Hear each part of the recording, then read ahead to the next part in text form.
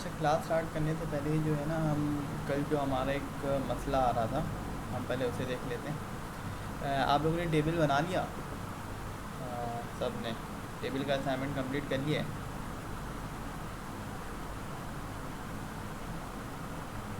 वो प्रोडक्ट वाला वो प्रोडक्ट टेबल था ना, वो रह गया। अच्छा, वो दोनों हो गए। जी हो गए वो। अच्छा, वो जो मर्ज वाला था उसमें वो मर्ज हो गया था, सेल्स जी हो टेबल गया वाला। था वो। ठीक है। और किसी का, किसी ने किया ही है और किसी ने ये काम?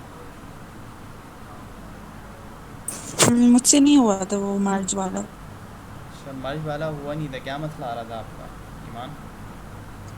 वो हो नहीं रहा था, मतलब जैसे आपका लास्ट क्लास में नहीं, आपने सेल्स वाले टेबल हार्ड पे होता काम है किया ना। था?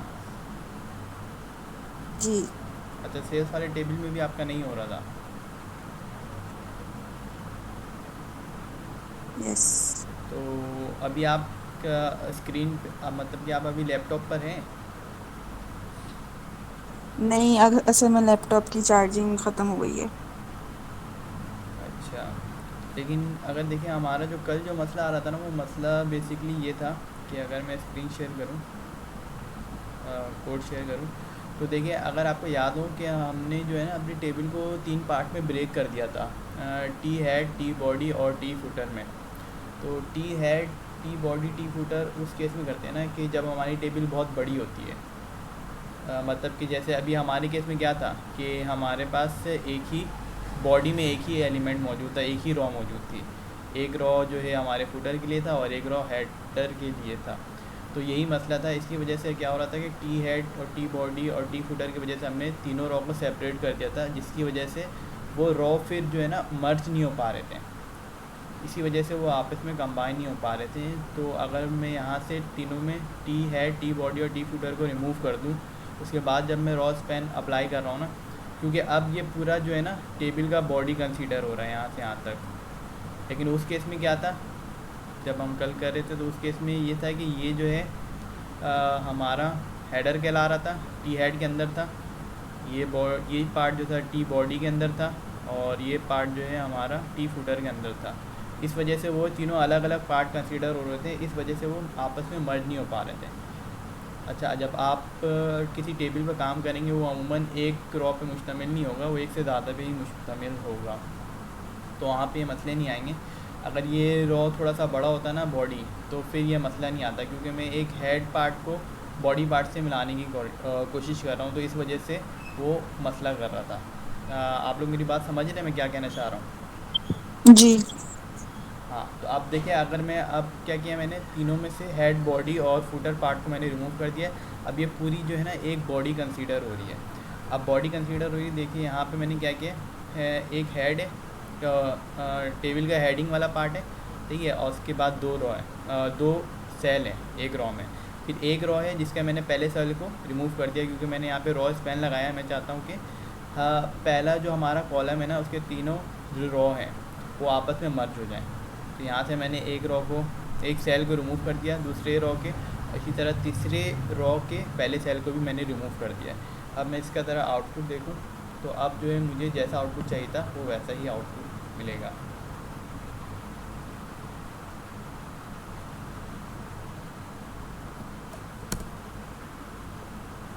ये देखें, अब ये क्या हुआ, ये पूरा जो है हमारा जो रॉ है वो मर्ज हो चुका है। इस तरह अगर मैं चाहता हूँ कि ये 8 और 9 मीन्स कि ये वाला कॉलम और ये वाला कॉलम मर्ज हो जाए, इसमें ये दोनों मर्ज हो, तो इस केस में कैसे करूँगा मैं? इस केस में मैं ये करूँगा कि 8 और 9 ये रहे, मैं यहाँ पे लगा देता हूँ कॉल स्पैन, और दो सेल को मर्ज करने जा रहे हैं 2, और इस वाले को मैं रिमूव कर देता हूँ, और इस आउटपुट आके मैं रिफ़्रेश करता हूँ, तो देखें ये जो है मर्ज हो गया। अच्छा, अब यहाँ पे देखें एक चीज़ फ़र्क क्या आ रही है कि ये बिल्कुल लेफ़्ट साइड में आ रहा है, जबकि ये वाला बिल्कुल सेंटर में आ रहा है। तो इस सेंटर में आने की वजह ईमान वगैरह आप बताएं क्या है?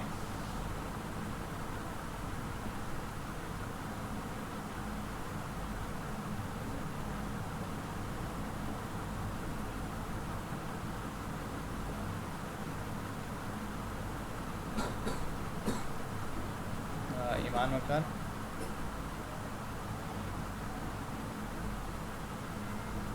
सैफुल्ला आप बताएं।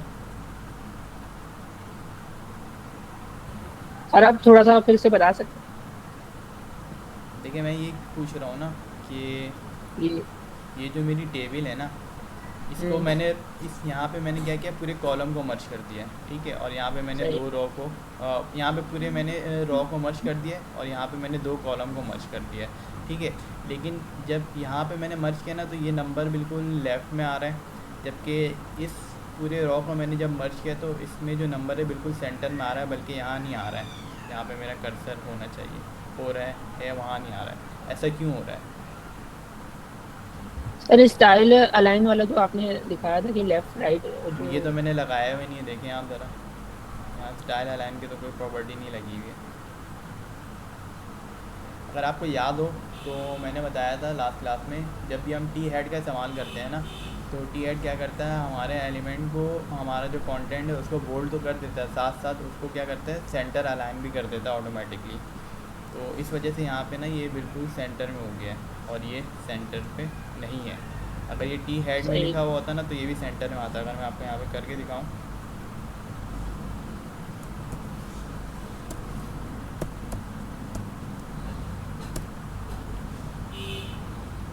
तो ये देखिए ऑटोमेटिकली ये सेंटर में हो गया खुद से। तो इसी वजह से ये सेंटर में हो रहा होता है, ठीक है। क्लियर है? जी सही है। तो ये हमारी थी लास्ट क्लास। हाँ ये लास्ट क्लास थी। तो आज जो है हम नई क्लास स्टार्ट करते हैं अपनी। अच्छा, नई क्लास जो है ये वाला चैप्टर रिवाइज कर लें, या बिल्कुल जो है जहाँ पे एंड किया था वहीं से कंटिन्यू स्टार्ट करते हैं? एक्स्ट्रा मार्कअप था हमारा।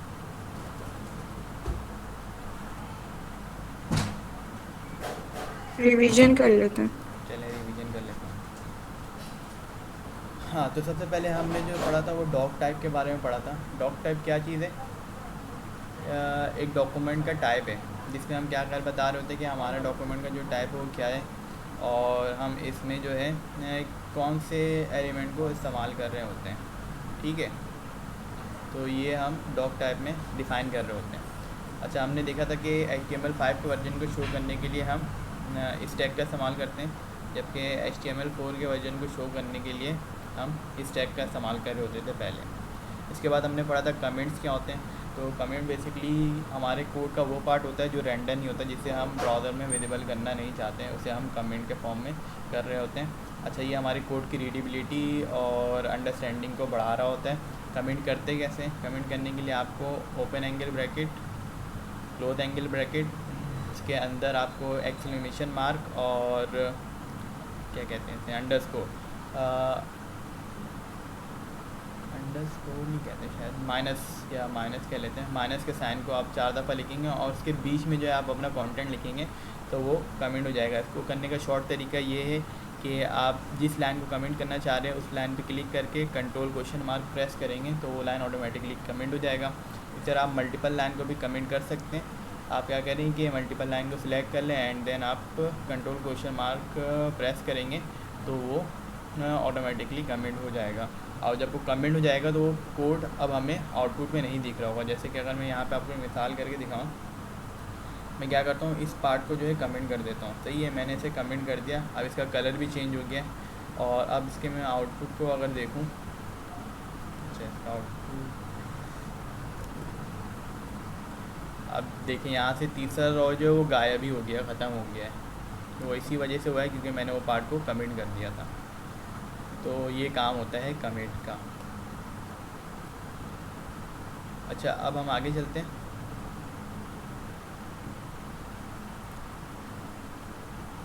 हाँ, उसके बाद हमने बात की थी आईडी एट्रीब्यूट की। आईडी एट्रीब्यूट का हम इस्तेमाल किसी भी एलिमेंट को यूनिक आइडेंटिफाई करने के लिए कर रहे होते हैं। सबसे पहले हम क्या करते हैं, आईडी का कीवर्ड लगाते हैं। उसके बाद उसकी वैल्यू देते हैं। अच्छा, जो भी हम वैल्यू लिखते हैं वो जो है नंबर से स्टार्ट नहीं होता है, ना ही किसी स्पेशल कैरेक्टर से स्टार्ट होता है। वो हमेशा जो है अल्फ़ाबेटिक कैरेक्टर से स्टार्ट होगा। हाँ, बीच में हम नंबर या एंड में या स्टार्टिंग के अलावा कहीं पे भी नंबर या स्पेशल कैरेक्टर का हम इस्तेमाल कर सकते हैं, ठीक है। इसके अलावा आईडी जो है हम आईडी एलिमेंट का जब एट्रीब्यूट का इस्तेमाल करते हैं तो उसकी जो वैल्यू है वो हमेशा चेंज रखते हैं दूसरे से, क्योंकि इसका काम ही यूनिकनेस लाना है। जब सबकी वैल्यू सेम रख देंगे तो इसका पर्पस ही ख़त्म हो जाएगा। इसके अलावा हमने एक और बात ये की थी कि आईडी एट्रीब्यूट की जो वैल्यू है हम एक ही वैल्यू दे सकते हैं, इसमें एक से ज़्यादा वैल्यू उसमें हम नहीं रख सकते हैं। हमने एक से ज़्यादा वैल्यू कैसे रखते हैं, अगर मैं आपको यहाँ पे दिखाऊँ, फ़र्ज़ कर लें कि ये एक एलिमेंट है, इस पर मैं आईडी का एट्रीब्यूट देना चाह रहा हूँ, तो मैं आईडी लिखा, इंटर, और मैं इसको दे दिया ए। अब इसकी आईडी का नाम मैंने दे दिया है ए। इसी तरह मैं यहाँ पे एक स्पेस दे के बी रख सकता हूँ, जो कि होता है कि मैं इसकी दो आईडी दे रहा हूँ, एक ए के नाम से भी जाना जाएगा, बी के नाम से भी जाना जाएगा, और बीच में स्पेस है, तो मतलब कि ये सेपरेट हो गया। लेकिन आईडी में ऐसा सीन नहीं होता है। आईडी में आप सिर्फ एक ही वैल्यू दे सकते हैं, चाहे वो एक कैरेक्टर के ऊपर हो या फिर कोई भी लंबा सा नाम वगैरह कुछ भी हो। तो ये आईडी वैल्यू आईडी के एट्रीब्यूट के हवाले से था। अच्छा, इसका इस्तेमाल जो है ना, अभी जब हम आगे पढ़ेंगे ना तो इसमें आपको समझ में आएगा। CSS में ज़्यादातर इसका इस्तेमाल हो रहा होता है, और HTML में भी आगे आएगा थोड़ा बहुत इस्तेमाल, तो उसमें हम देखेंगे कि इसको किस तरीके से हम इस्तेमाल कर रहे होते हैं।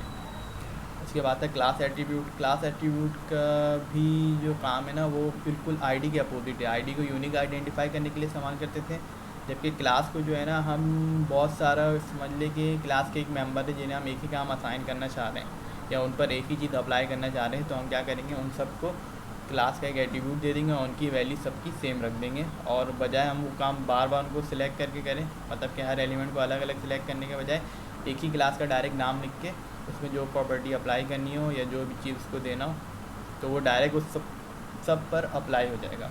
अच्छा, इसको लिखते कैसे हैं, इसको भी वैसे ही लिखते हैं जैसे आईडी को लिख देते हैं।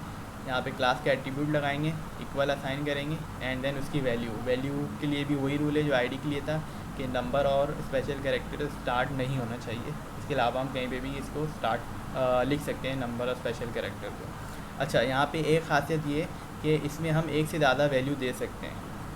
मींस कि अगर मैं इसे क्लास कर दूँ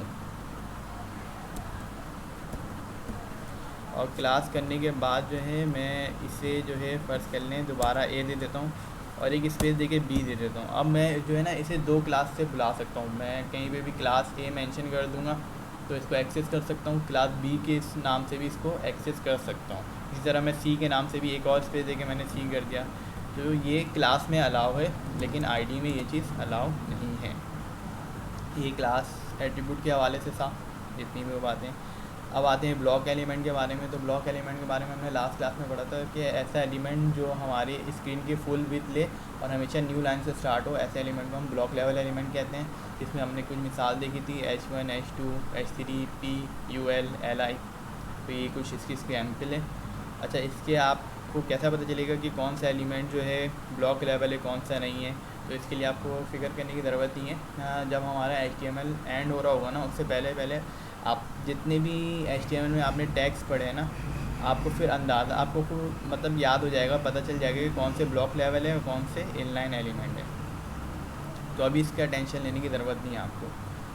अच्छा, अगला जो है इनलाइन एलिमेंट है। इनलाइन एलिमेंट ऐसे एलिमेंट को कहते हैं जो हमेशा जितनी इसके कंटेंट हो उतना ही स्पेस ले और हमेशा उसी लाइन से स्टार्ट हो जाए। ऐसे एलिमेंट इनलाइन एलिमेंट कहलाते हैं, जैसे कि एंकर का टैग, बोल्ड, एम्फेसिस, इमेज, ये सारे जो है ना आपके इनलाइन एलिमेंट कहलाते हैं। इसके अलावा भी है, जैसे स्ट्रॉन्ग हो गया, इटैलिक हो गया, अंडरलाइन हो गया, फिर साइड का टैग के बारे में हमने पढ़ा था, वो हो गया। कोड के टैग के बारे में पढ़ा था हमने, वो हो गया।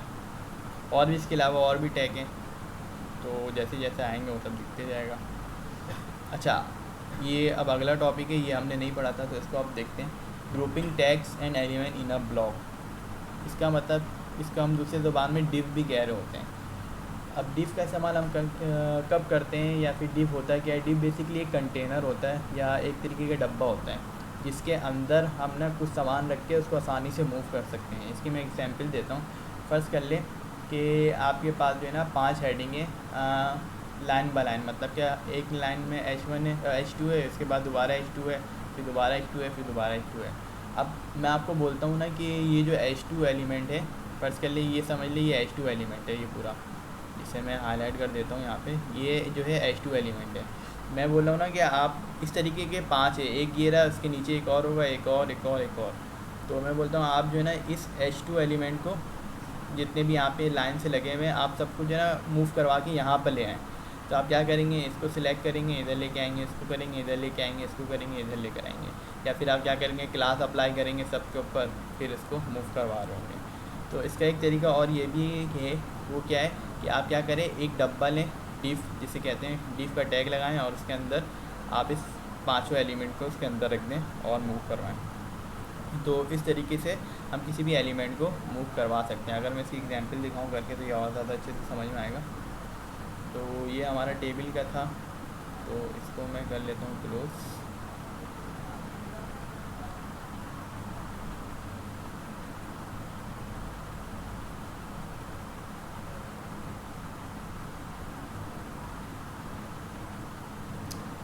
ना देर कर दिया सानिया आज क्लास ज्वाइन करने में आपने। अच्छा, तो हम थे अपने डेवलपमेंट उसमें,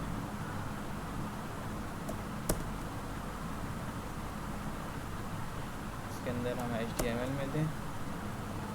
अब हमें क्लास 3 पे, तो क्लास 3 का मैं एक फ़ोल्डर बना लेता हूँ।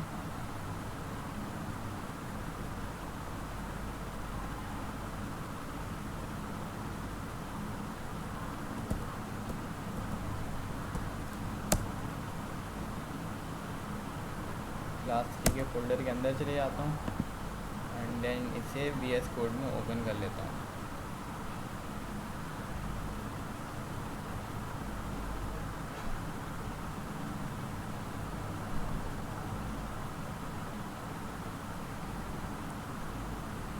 जी सानिया, आप इतना देर कर दिया क्लास ज्वाइन करने में आज आपने।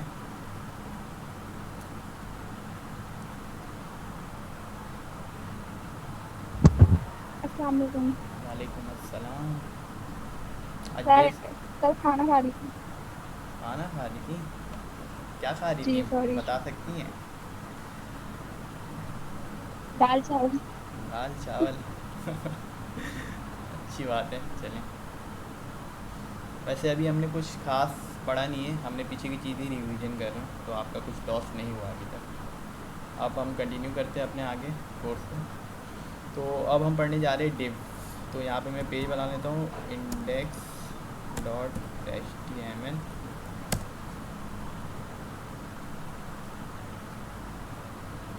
अच्छा, आपने दाल चावल का तो नाम ले लिया है, दाल चावल के साथ जो स्पेशल चीज़ खा रही है आपने उसका नाम नहीं लिया है।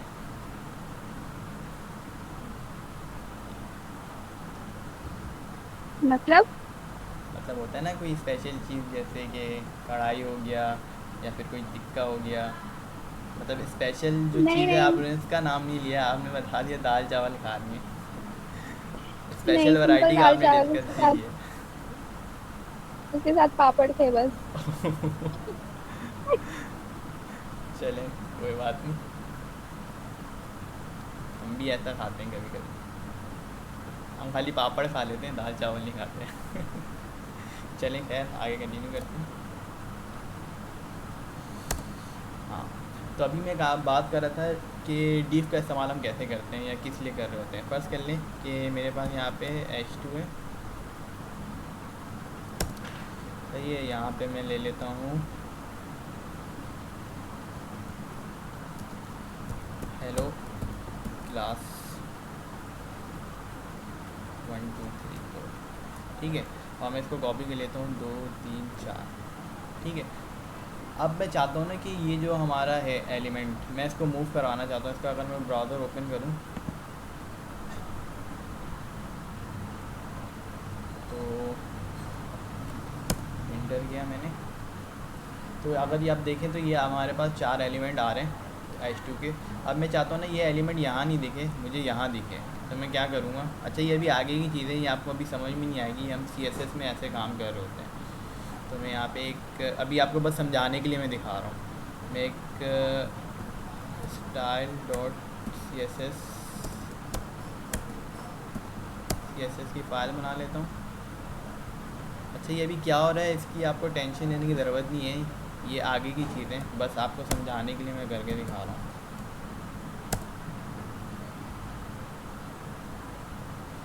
तो मैं क्या करता हूँ, H2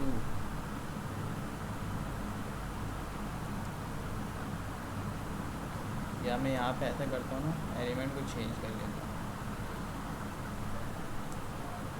H3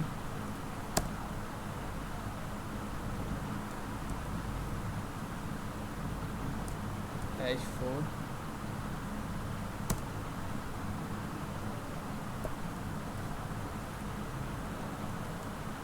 H5।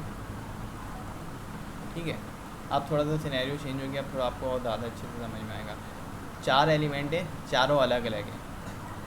अब मैं चाहता हूँ ये चारों एलिमेंट ना जो है राइट से लेफ़्ट की तरफ मूव हो जाए, तो मैं क्या करूँगा, यहाँ पे H3 मैंने इस्तेमाल किया, H2 इस्तेमाल करते हैं, H2 इस्तेमाल किया, स्पेस दिया, और यहाँ पे मैंने लिख दिया टेक्स्ट अलाइन, या टेक्स्ट अलाइन ही लेते हैं, यहाँ पे ले लेते हैं मार्जिन लेफ़्ट, और इसकी वैल्यू दे देता हूँ मैं 700 पिक्सल। ये इसका आउटपुट देखते हैं, तो देखें अब क्या हुआ, मेरा H2 जो है ना इधर चला गया। इसी तरह मैं चाहता हूँ H3 H4 और H5 भी जो है ना इधर आ जाए, तो मैं क्या करूँगा कि बारी बारी इनको यहाँ पे सिलेक्ट करूँगा। इसी तरह मैं जो है H2 H3 H4 और H5 के लिए करूँगा, H3 H4 H5। अब मैं इसको रिफ़्रेश करता हूँ तो ये सारे एलिमेंट अब मूव हो गए। अब इसके लिए मुझे क्या करना पड़ा कि सबको बारी बारी जो है ना मूव करवाना पड़ा, लेकिन मैं चाहता हूँ अब इससे क्या हो रहा है, मेरा टाइम ज़ाया हो रहा है, सबको बारी बारी मूव ना करवाऊँ। तो मैं क्या करता हूँ, इन सबको एक डब्बे के अंदर रख देता हूँ। सही है,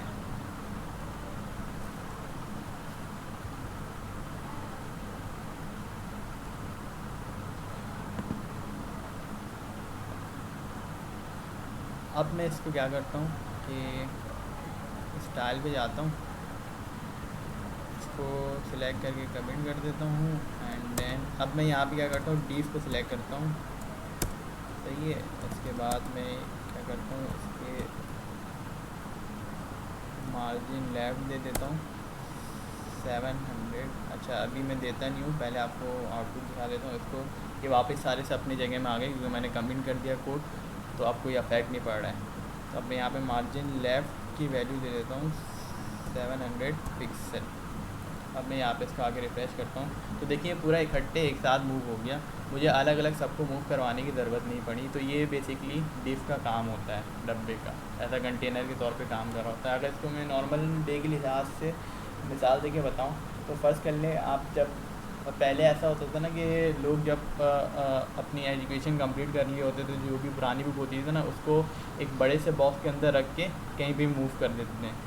तो इसकी एग्जाम्पल बिल्कुल इस तरीके से है कि आप एक बड़ा डब्बा लिए हैं, उसके अंदर आपने सारे एलिमेंट को रख दिया और उसके बाद आप एक ही दफ़ा उस डब्बे को कहीं मूव करा के रख दिए, बजाय आप एक एक जो है किताब या एलिमेंट को जो है मूव करवा के कहीं पे लेके जाके रख रहे हों। तो ये आपका डिफ का काम होता है। तो यहाँ पे कोई कन्फ्यूजन है किसी को, क्लियर है?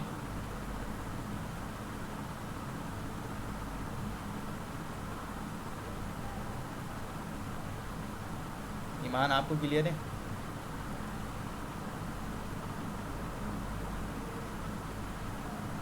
सानिया आपको क्लियर है?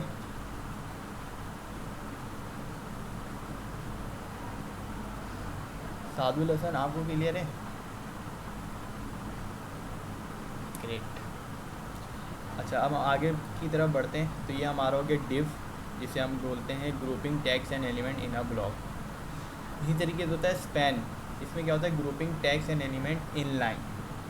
तो ये भी बेसिकली कंटेनर ही होता है, लेकिन इसका काम जो है ना, या इसका इस्तेमाल हम इसलिए नहीं कर रहे होते कि सामान को रख के इधर उधर मूव कराए, इसका काम एज आ हम हाईलाइटर के तौर पर कर रहे होते हैं।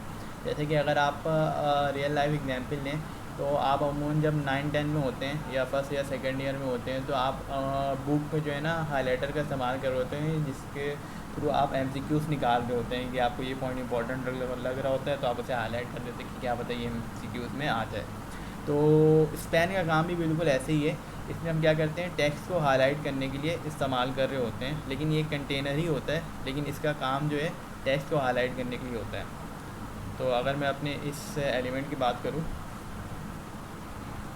तो फ़र्ज़ कर ले मैं चाह रहा हूँ क्लास जो है 1 2 3 4 जो H3 के अंदर है, इसमें मैं जो है ना इसका कलर चेंज करना चाह रहा हूँ। तो मैं क्या करता हूँ कि पेन, अच्छा पेन का इस्तेमाल किया मैंने, इसको कॉपी किया, इसको रिमूव किया और ये जो टैग्स है इसको मैंने स्पैन के अंदर रख दिया। ठीक है, अब मैं क्या करता हूँ, इसको यहाँ पे सिलेक्ट करता हूँ, स्पैन को सिलेक्ट करने के बाद मैं कह देता हूँ इसका कलर जो है मुझे एक्वा कर दो और इसके जो बैकग्राउंड है ना, बैकग्राउंड में इसके जो कलर लगा दो ये ब्राउन लगा दो। ठीक है, तो अब इसका आउटपुट आप देखिएगा क्या करेगा, उस टेक्स्ट को इसने हाईलाइट कर दिया। तो स्पैन का काम बेसिकली यही होता है, आपको हाईलाइट करना हो या इस टाइप की कुछ चीज़ें करनी हो इस स्पेसिफिक पार्ट पे, तो इसके लिए आप स्पैन का इस्तेमाल कर रहे होते हैं। आई थिंक ये क्लियर होगा आप लोगों को। तो हम आगे की तरफ मूव करते हैं। HTML फेविकोल हमने लास्ट क्लास में देख लिया था। इसमें क्या किया था हमने कि अगर हमें अपने क्या कहते हैं टाइटल के स्टार्ट में आइकन लगाना हो तो इसके लिए हम HTML फेविकोल का इस्तेमाल करते हैं। उसके लिए आपको क्या करना होगा, सबसे पहले आपको एक इमेज चाहिए होगा, उस इमेज को आप इस वेबसाइट में जाएंगे और वहाँ पे अपलोड कर देंगे। अगर मैं आपको दिखाऊं,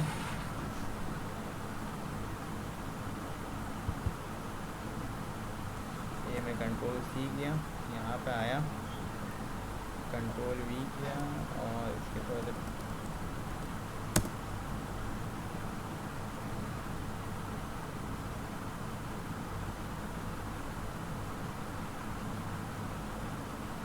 तो ये आपकी वेबसाइट है। आप क्या करेंगे, आपको जो भी इमेज का आइकन बनाना है, इस इंपोर्ट इमेज पे जाएंगे।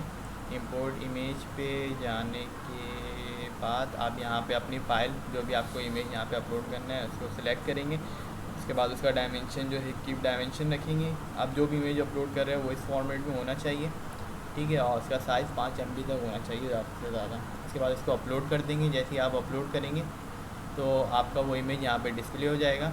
और उसके बाद आपको क्या करना है, डाउनलोड फेविकोल पे क्लिक करना है, तो वो आपके डाउनलोड पर आ जाएगा। अब जैसे ही डाउनलोड पर आएगा आपको डाउनलोड से कॉपी करना है और अपने VS कोड में जहाँ पे आप काम करें वहाँ पे लाके पेस्ट कर देना है। फिर आपको एक एसेट का फ़ोल्डर बनाना है, उसके अंदर आपको मज़ीद 3 फ़ोल्डर बनाने हैं, इमेज, वीडियो और आइकन का। और उस आइकन वाले इमेज को आप आइकन फ़ोल्डर के अंदर ले जाके रख देंगे। फिर उसके बाद आप क्या करेंगे, उसके बाद आप आएंगे हेड टैग के अंदर एक लिंक का टैग लगाएंगे। जैसे ही लिंक का टैग लगाएंगे ना, आपको यहाँ पे चौथा ऑप्शन मिलेगा फेविकोल, लिंक फेविकोल, इसमें आप क्लिक कर देंगे। क्लिक करने के बाद जो है ना यहाँ पे href में जो वैल्यू दिख रही है ना उसको आपको चेंज करना होगा अकॉर्डिंग टू द आपकी जो लोकेशन है वहाँ पे। जैसे ही आप यहाँ पे आके डॉट / करेंगे तो आपका यहाँ पे लोकेशन खुल जाएगा और यहाँ से आप क्या करेंगे, लोकेशन को सिलेक्ट कर लेंगे। तो इस तरीके से हम क्या करते हैं, HTML फेविकोल में इमेज HTML फेविकोल के ज़रिए इमेज आइकन लगा रहे होते हैं अपने टाइटल में, जो कि अगर मैं दिखाऊं तो यहाँ पे वो डिस्प्ले हो रहा होगा। तो ये HTML फेविकोल का काम था। अब इसके बाद हम आगे की तरफ बढ़ते हैं। आई फ्रेम का इस्तेमाल हम किस लिए करते हैं, आई फ्रेम का इस्तेमाल हम जो है ना, अगर फर्ज कर ले हम किसी दूसरे की स्क्रीन को जो है दूसरे की स्क्रीन को अपने जो है ना स्क्रीन पे डिस्प्ले करना चाहते हो, तो उसके लिए जो है ना हम आई फ्रेम टैग का इस्तेमाल कर रहे होते हैं। अच्छा, इसको करते कैसे हम देख लेते हैं पहले।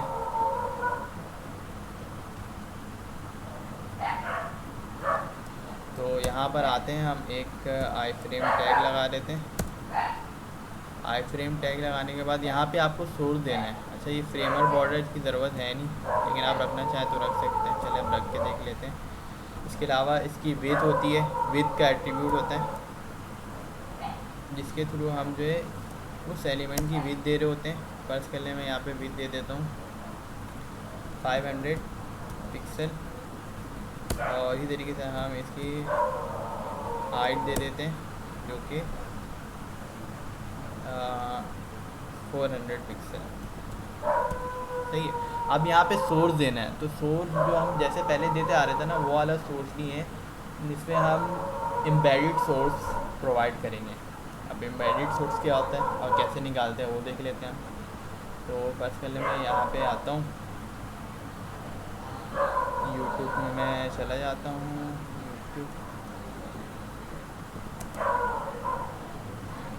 यूट्यूब में जाता हूँ,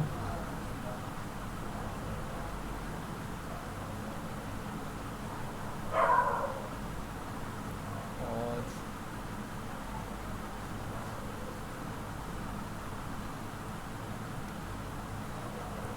यहाँ पे कुछ सर्च कर लेता हूँ।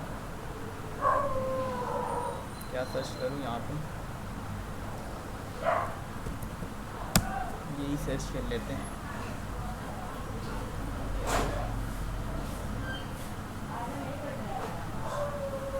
तो फर्स्ट के लिए मैं चाहता हूँ ना कि ये वीडियो जो है ना यहाँ पे अपलोड करना चाह रहा हूँ। तो यहाँ पे जो है मैं ये फर्स्ट कर लिए ये वाली वीडियो या ये वाली वीडियो जो है अपलोड करना चाह रहा हूँ। तो मैं यहाँ पे आऊँगा 3 डॉट के ऊपर। सही है, 3 डॉट के आने के बाद यहाँ पे शेयर का ऑप्शन दिख रहा है ना, यहाँ पे क्लिक करूँगा, और क्लिक करने के बाद आपको ये URL कॉपी नहीं करना है, याद रखिएगा। जब भी आप एम्बेडेड सोर्स लगाते हैं ना, तो इसमें ये कोड नहीं आएगा। आपको ये जो कोड दिख रहा है ना, यहाँ पे आना है, इस पर क्लिक करना है। जैसे आप इसमें क्लिक करेंगे ना, देखिए आपको यहाँ पे एम्बेडेड इसका पूरा टैग मिल गया आई फ्रेम का। तो इसमें से आपको जो सोर्स है ना वो कॉपी करना है। अब देखिए पहले सोर्स कहाँ से कहाँ तक है। यहाँ से स्टार्ट हो रहा है, ये चला, ये चला, ये चला, ये चला, यहाँ पे एंड हो गया, क्योंकि अगला आपको टाइटल का एट्रीब्यूट दिख रहा है। आपको पता है टाइटल का एट्रीब्यूट किस लिए इस्तेमाल कर रहे होते हैं। तो हमें क्या करना है, यहाँ से सिर्फ सोर्स चाहिए, तो सोर्स को हमने यहाँ से कॉपी किया। अच्छा, जैसे ही आप कर्सर छोड़ेंगे ना, तो ऑटोमेटिकली ये पूरा सिलेक्ट हो जाएगा। तो आप कर्सर को प्रेस करके रखें और कंट्रोल C दबा दें साथ साथ, तो आपका ये पार्ट सिलेक्ट हो जाएगा। एंड देन आप क्या करें, अपने कोड पर आएँ। कोड में आने के बाद ये जो सोर्स वाला पार्ट है, यहाँ पे पूरा सोर्स को ही आप यहाँ पे पेस्ट कर दें, तो यहाँ पे ये हो गया। एंड देन ये आपका बाकी चीज़ आ गया। अच्छा, आप यहाँ पे टाइटल लगाना चाहें या आपके ऊपर है, नहीं लगाना चाहें। तो अब ये मैंने सोर्स लगा लिया। अब मैं इसे जो है यहाँ पे चेक करता हूँ। तो अगर मैं इसे रिफ़्रेश करूँ, तो देखिए यहाँ पे एक एरर आ रहा है, watch video on YouTube error 153, video player configuration error. तो क्या मसला हो सकता है, कोई बताना चाहेगा क्यों नहीं लग रही है ये वीडियो?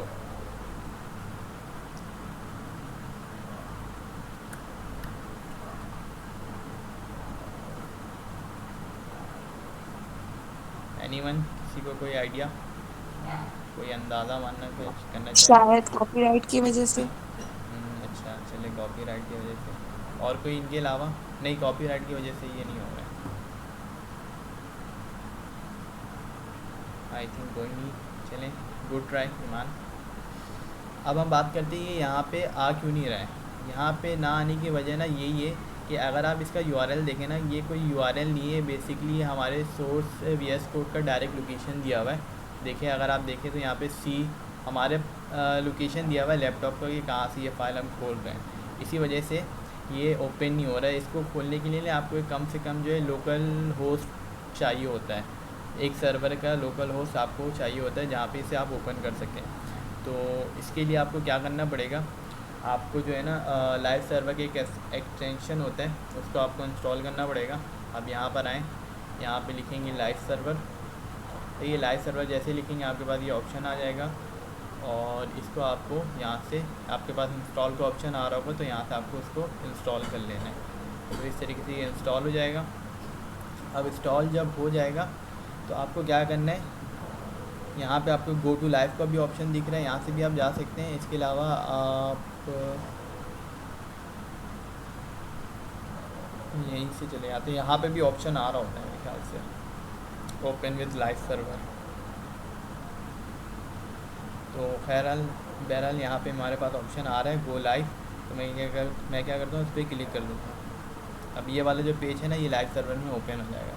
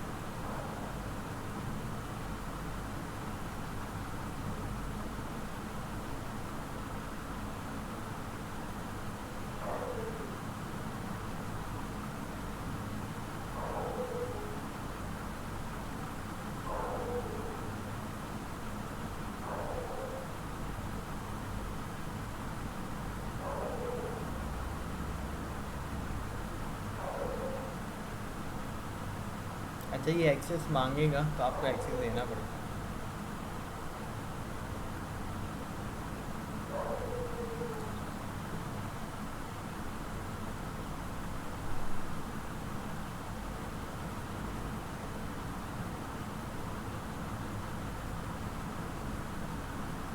ठीक है, अब देखें यहाँ पे आपको ये विजिबल हो गया। अगर मैं ये देखें, आप इसका ये लोकेशन देखें तो ये चेंज हो चुका है।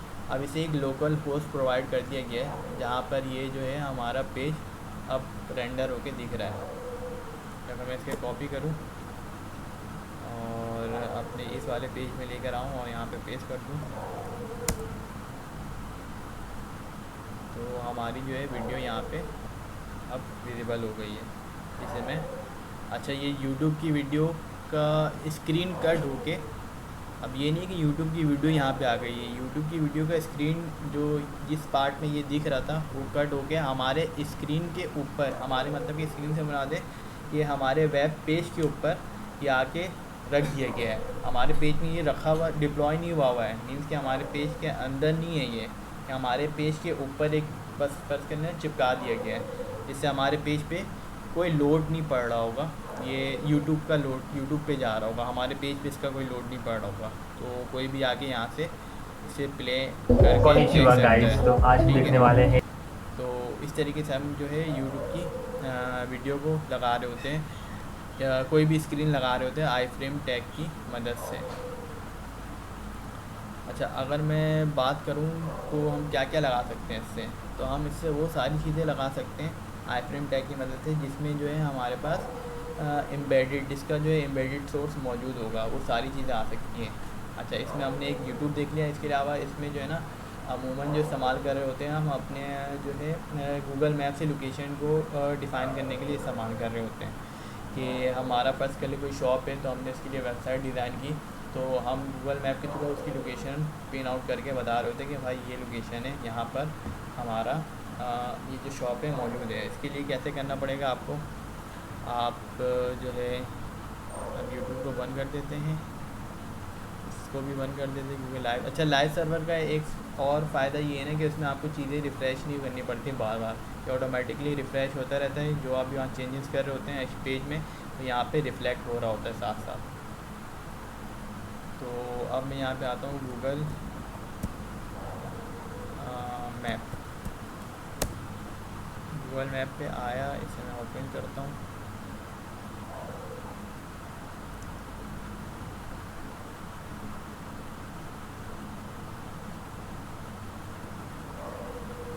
सही है, फ़र्ज़ कर लें आपके गूगल मैप आ गया। अब आपको जो है ना अपनी शॉप की लोकेशन लगानी है। फ़र्ज़ कर लें मेरा शॉप जो है NAD के अंदर है, बल्कि मेरा शॉप जो है NAD है, ऐसा पॉसिबल तो नहीं है लेकिन फ़र्ज़ कर लें मेरा शॉप जो है NAD के अंदर है या NAD में है, तो मैं NAD यहाँ पे टाइप करूँगा और इंटर कर दूँगा। फिर ये मुझे उस NAD की लोकेशन पर लेके जाएगा, जो कि बहुत स्लो चल रहा है मेरा लैपटॉप।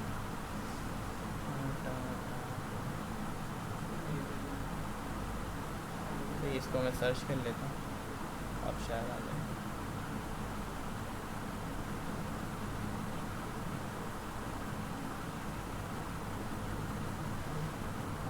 यूनिवर्सिटी ऑफ कराची तो यहाँ पे दिख रहा है मुझे, तो मतलब यहीं पर हो गया।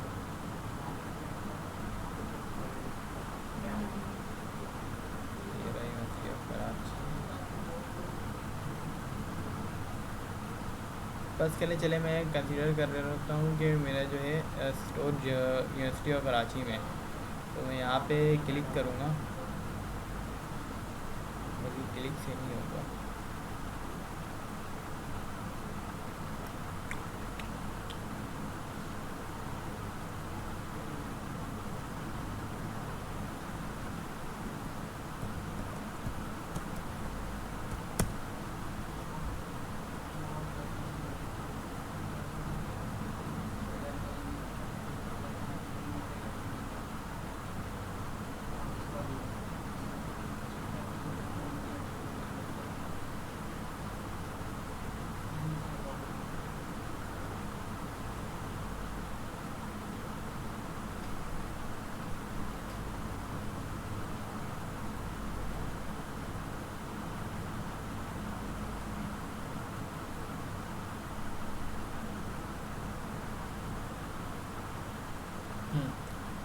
इसने क्या किया है, NDFT को जो है मेंशन कर दिया यहाँ पे, देखें। चले अब इसी से काम चलाते हैं। तो ओहो, नेट चला गया। तो यार इसका नेट क्या चल रहा है यार।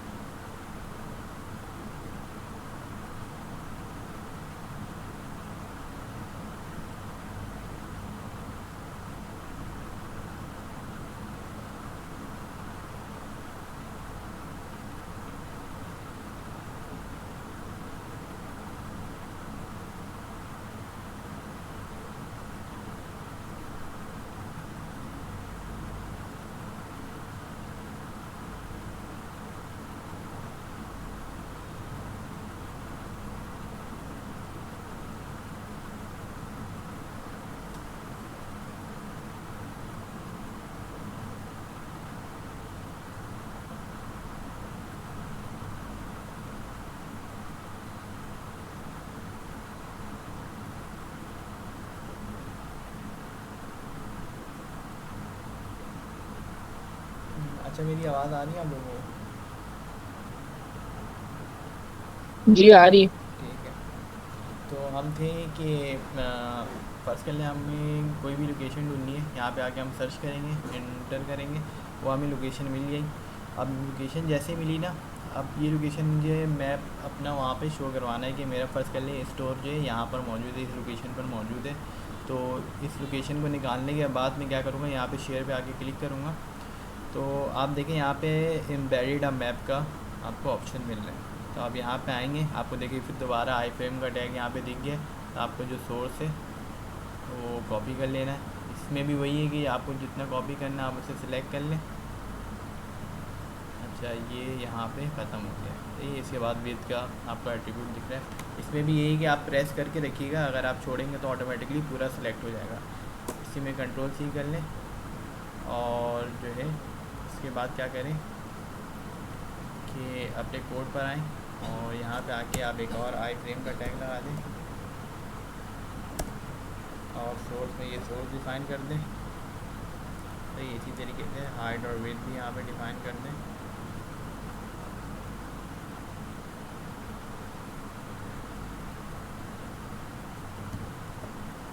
अच्छा, आपको इस कोड में कोई गलती दिख रही है इस आई फ्रेम के अंदर?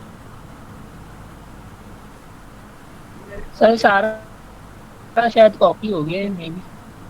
आप देखिए यहाँ पे सोर्स जो है डबल डबल आ गया है, ठीक है। इसके बाद यहाँ पे ये क्लोज भी डबल कोटेशन के साथ हो रहा है, तो ये थोड़ा सा ख्याल रखिएगा जब आप पेस्ट कर रहे होंगे तो। अब देखेंगे ठीक हो गया, ठीक है। तो इस तरीके से हमने अब यहाँ पे मैप लगा लिया। अब इसको चेक कर लेते हैं।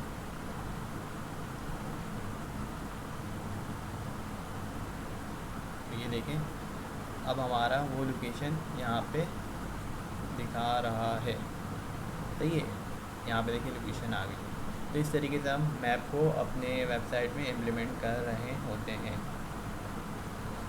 यहाँ तक कोई कन्फ्यूजन है किसी को?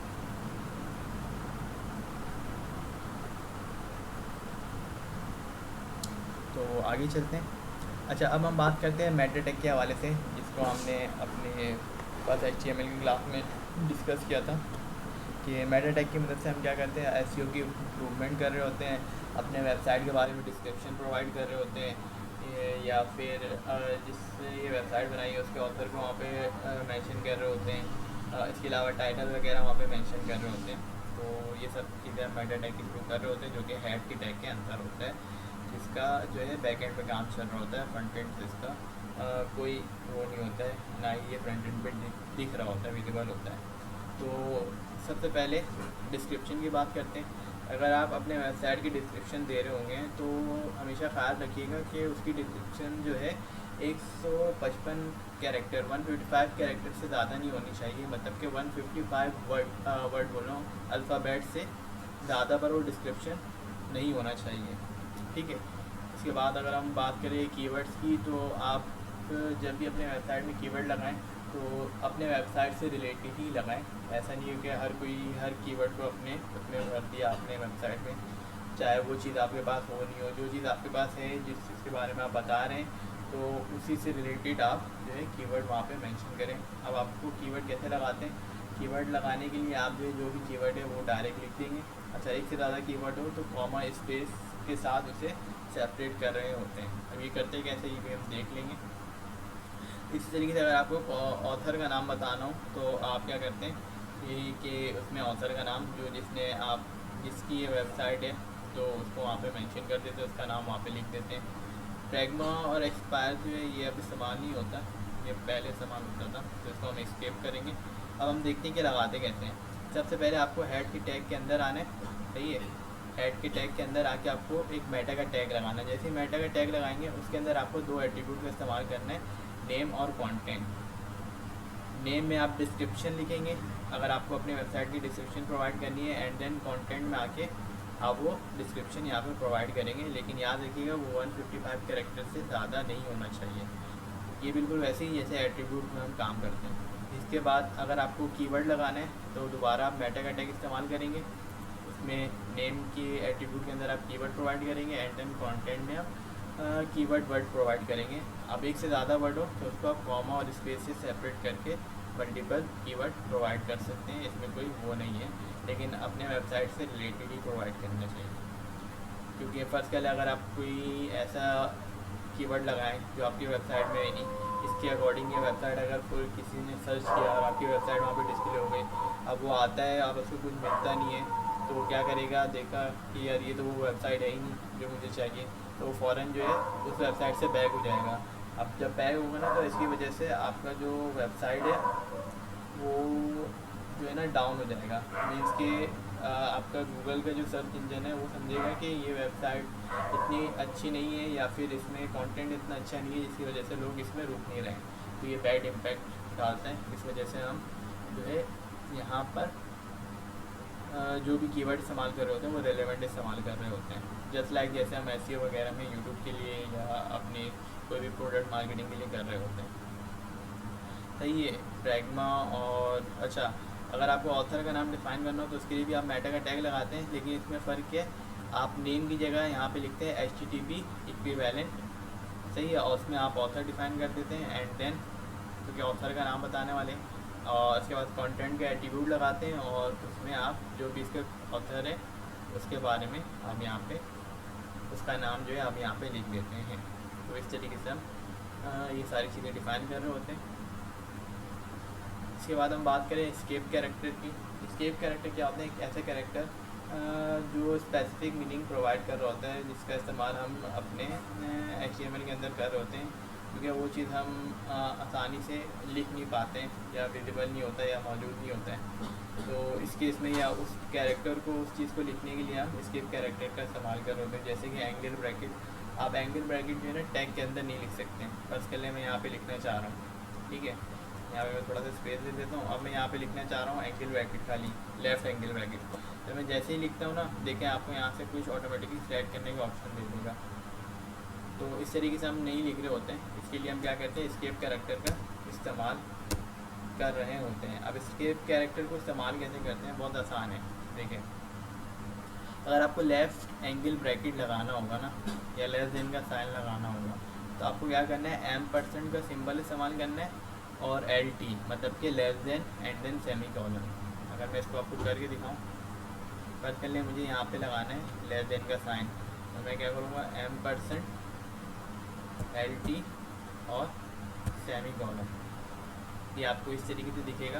इसका मतलब क्या है, आपने लेस देन का यहाँ पे सिंबल लगा लिया है।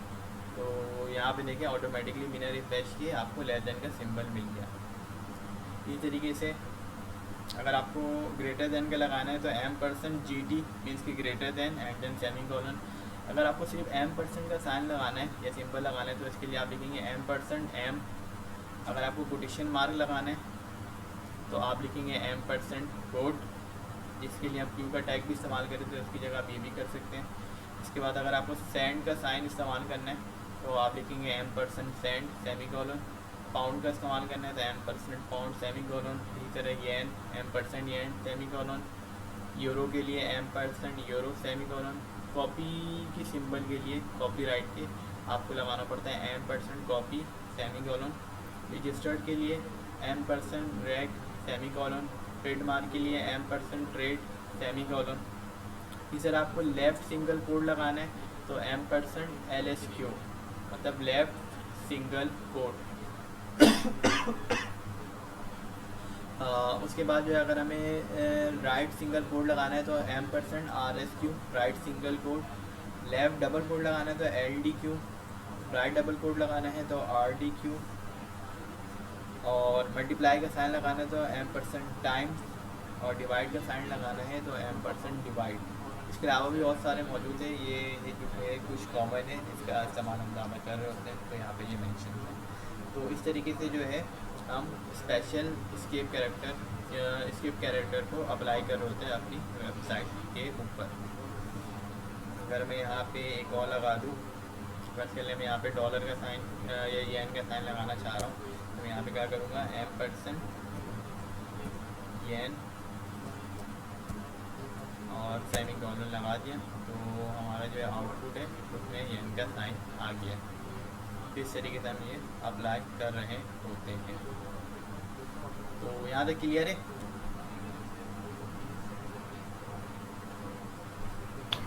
जी क्लियर। ठीक है, क्लियर है। सादुल हसन आपको क्लियर है? और सानिया दीदी की आपको क्लियर है? आपको भी क्लियर है? सादुल हसन आपको? जी सर क्लियर क्लियर है। तो ये चैप्टर जो है एक्स्ट्रा मार्कअप का यहाँ पे एंड अप होता है। अब हम अपने अगले चैप्टर की तरफ बढ़ते हैं, जो कि है files, link files and folder. ये काफ़ी इंपॉर्टेंट चैप्टर है, तो इस पर थोड़ा सा फोकस रखिएगा। इसी के थ्रू जो है ना आप सीखेंगे कि किस तरीके से आप एक पेज से दूसरे पेज की तरफ मूव कर रहे होते हैं, या किसी एक पेज से किसी दूसरे पेज में, किसी दूसरे स्पेसिफिक पेज में आप मूव कर रहे होते हैं। अच्छा, यहाँ पे देखें लिंक्स की इतनी इम्पोर्टेंट है कि HTML ने उसके लिए पूरा एक चैप्टर बनाया हुआ है, ठीक है। तो अब हम स्टार्ट करते हैं इस लिंक चैप्टर को। तो सबसे पहला सवाल मेरा आप लोगों से ये है कि अगर फ़र्ज़ कर लें कि आपकी वेबसाइट है और उसमें लिंक ही नहीं है, तो कैसी वेबसाइट होगी? आपका एक वेबसाइट है, वेबसाइट के बारे में हमने डिस्कस किया था अपने फंडामेंटल्स में, क्या होता है वेबसाइट। तो उस वेबसाइट में लिंक ही मौजूद नहीं है, तो कैसी वेबसाइट होगी?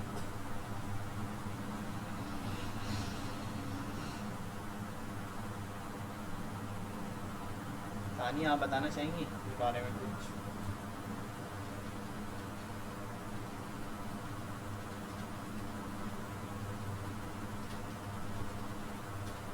सानिया आप यहाँ पर हैं? अम, जी बताएं कि मेरा सवाल ये है कि अगर कोई वेबसाइट है और उस वेबसाइट के अंदर जो है ना लिंक मौजूद ही नहीं है तो वो कैसी वेबसाइट कहलाएगी?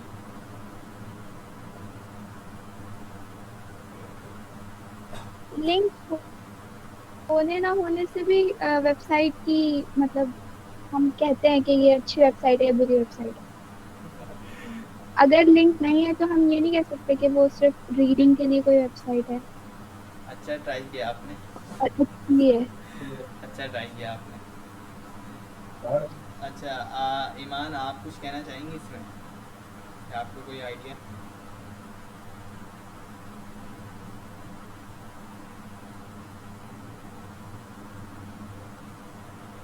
ईमान वकार।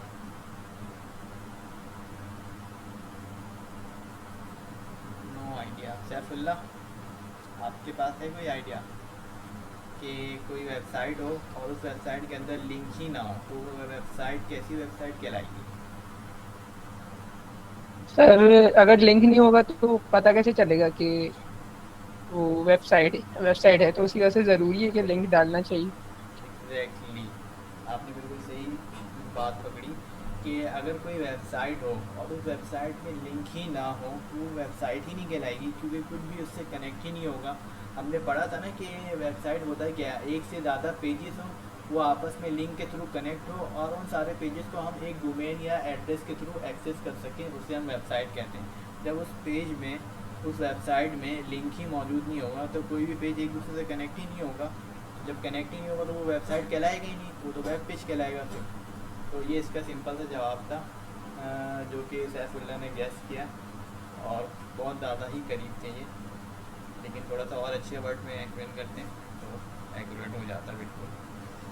खैर ये आपको आना चाहिए था क्योंकि आप ये बात जो है ये टॉपिक पीछे पढ़ कर आ चुके हैं। तो आगे चलते हैं अब लिंक के बारे में बात करते हैं। HTML जो है ना हमें 3 तरह की लिंक प्रोवाइड करता है। सबसे पहले जो है एंकर लिंक, जिसके बारे में हम पीछे भी पढ़ते हैं।